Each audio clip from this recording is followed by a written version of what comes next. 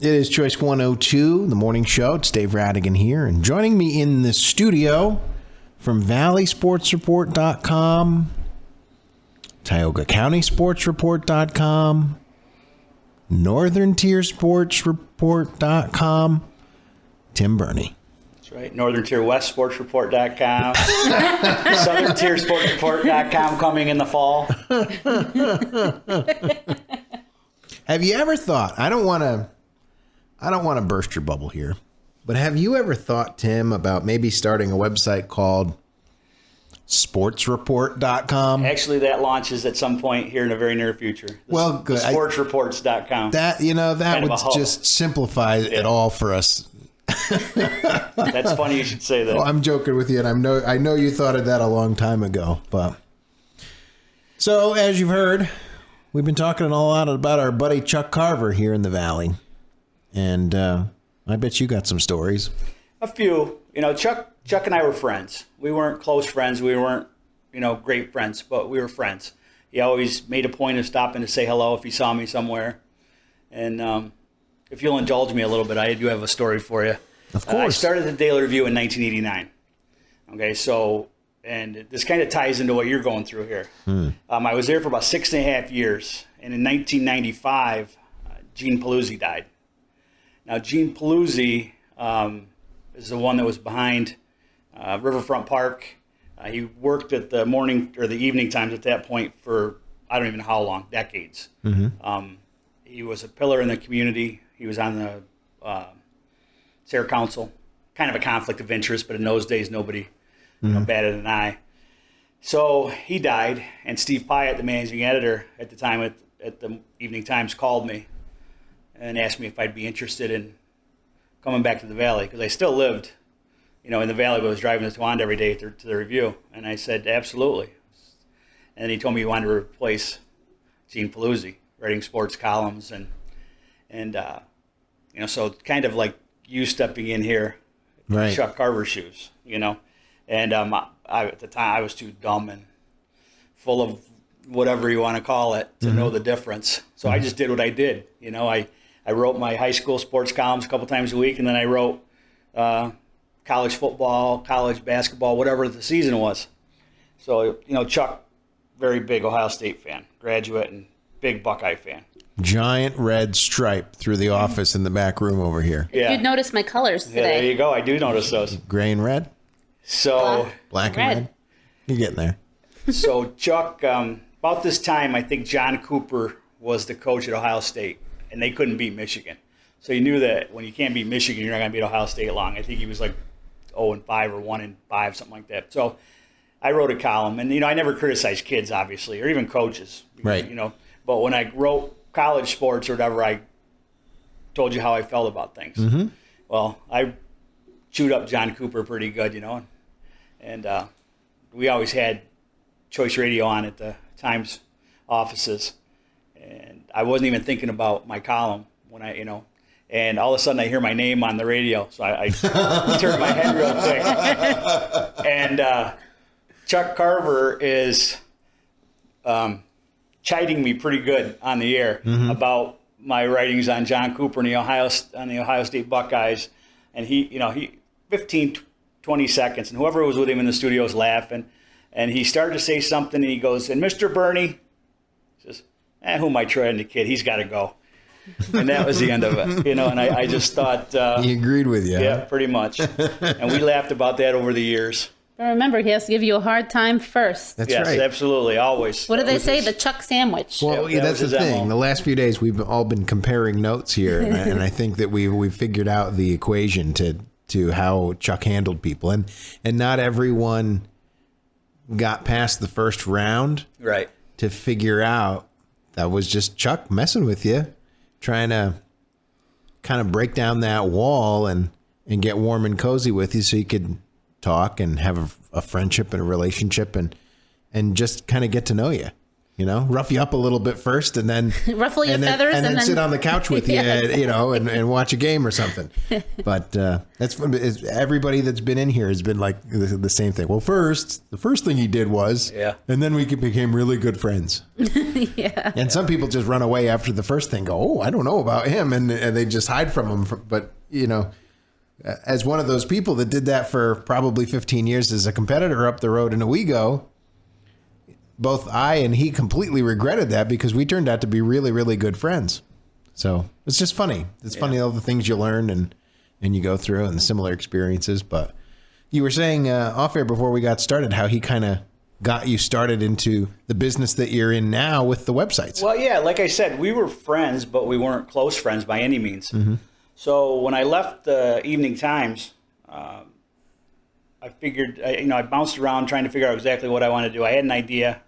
And spring of 2009, I finally nailed down what I wanted to do and started laying out the groundwork for Valley Sports Report. And one of the first things I knew is that the newspaper was not going to be supportive of what I was doing.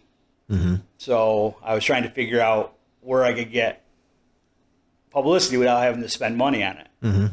And I ran into Chuck one night and started talking to him. And he said, come on in the studios. So I came in. He said, let's do it right before you launch. So the Friday before I launched on a Monday, he brought me in the studios, a little interview with me.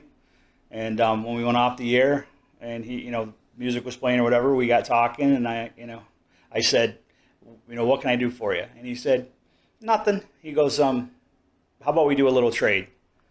And I said, okay, well, what do you need? And he says, just put an ad on my site, or on your site, my ad on your site, link it to the radio station's website, and I'll give you promos like during our live broadcasts and the sportscast in the morning.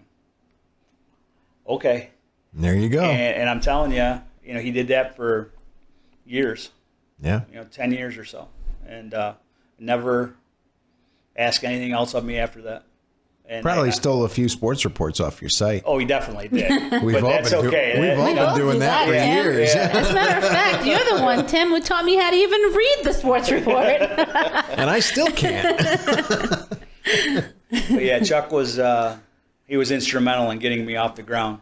I know that exposure and the constant, football games, basketball games, wrestling matches that they had on the choice and you're carrying on with now are well listened to in the Valley. Mm-hmm.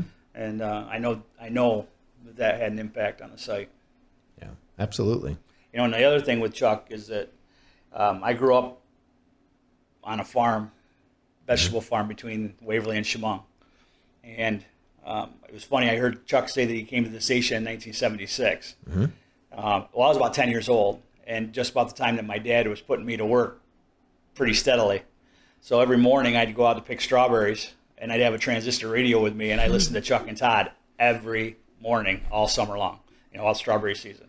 And so one day, years later, when I was at the Evening Times, we were playing in a media basketball game. Oh. And Chuck was just sitting at the scorer's table, or I think he was the coach. And that makes sense. Well, there was two games. Mm-hmm. One was print media, one was radio, because they had guys from Towanda, TTC and Towanda and stuff come up. And, yep. And so I walked. I had never met Todd before. I think he had just come back to the area. Mm-hmm. He'd been away for a while. And I had never met Todd. And I went up to him and introduced myself and said, I grew up listening to you on the radio. And and behind him, Chuck has just got his hand buried in his face laughing when I said that. And Todd just kind of looked at me and smiled and turned around. So Chuck, I'd already told Chuck that. So when I told Todd, he didn't quite take it as well as Chuck did. That's funny. Well, thank you for sharing your stories with us. Any others you'd like to share today? He's going to be missed. Yeah. I don't say that about a lot of people. He's a big guy. But yeah, just in heart and personality and he did generosity. Whether you liked him or not, he did so much for this community and for especially the Christmases for Kids, mm-hmm. And the scholarship challenge. I mean, he has a long-lasting legacy. Imagine how boring this valley would be without those two things. I mean, it wouldn't be a boring place, but it'd be a lot less exciting. You know, I mean, those are two giant highlights on the timeline, on the calendar every year. Absolutely. Saturday before Christmas, and then after New Year's, we start hearing about Scholarship Challenge, and it gives us all something to think about and talk about and look forward to over winter. I heard him say on the radio that started in 1981, and we were in the Scholarship Challenge team in 1984 at Waverly, and lost our first round match on the last question. It was tied. And the answer to the question, I'll never forget, I don't remember exactly what the question was, but the answer to the question was Yentl, Barbara Streisand's movie. And we're just sitting there afterwards going, Yentl? Because it was not up our alley as far as movies. Right. You know, and one of the kids on the Tawanda team knew it, and we're like just shaking our heads. That's funny. Were you on the team? Yeah. So you were on the Scholarship Challenge team? That's funny. How many times in your life did your paths cross with Chuck or with Joyce or Todd? I mean, it's funny, you know, the way it's all woven together like that. It's a small town. Yeah. And there's not a lot of small towns you can go to with your transistor radio in your pocket and later on say, I grew up listening to you. Yep. Because you're not going to run into Ryan Seacrest at Tops. Yeah. That's funny. Tim Birney's with ValleySportsReport.com. I'm going to let you say the rest. That's the important one, right? ValleySportsReport.com. For this area, that's the important. Let's just stick with it. Northern Tier League or Northern Tier Sports Report and Tioga County Sports Report cover Bradford County and Tioga County, New York. So they're the ones that people should know up here. Tim is our glossary of local sports. Whenever we have any local sports question, we call Tim. I always say Tim's the man. And he straightens us out. Yeah. Which is very helpful. I do my best. Thank you. We appreciate all of your help with sports here on the station. You sound great on the morning show, by the way. Well, thank you. How about that? I kind of enjoy it. You're a broadcaster now, too. I guess. Part of the Choice family. Well, thank you, Tim Birney, for stopping by this morning. Thanks, Dave. I appreciate it.